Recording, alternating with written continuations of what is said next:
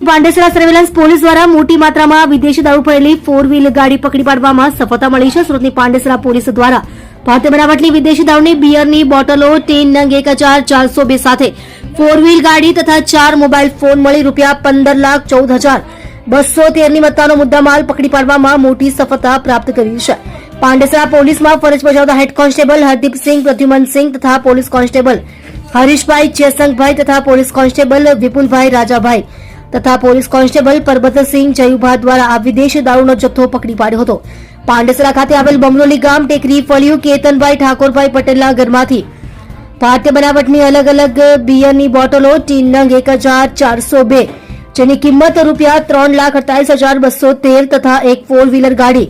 Hyundai કંપનીનો Creta જેનો registration number GJ05RS 5424 ને પકડી પાડી આરોપીઓ કેતન ઠાકોરભાઈ પટેલ ઉંમર વર્ષ 51 રહે ટેકરી ફળિયું બમરોલી ગામ બમરોલી પાંડેસરા સુરત શહેર,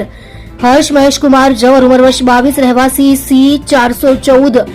રઘુવીર સિમ્ફોનિયા ધીરજ સંસની બાજુમાં અલથાણ સુરત શહેર,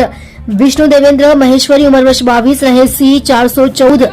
રઘુવીર સિમ્ફોનિયા ધીરજ સંસની બાજુમાં અલથાણ સુરત શહેરનાઓને પકડી પાડી આરોપીઓ વિરુદ્ધ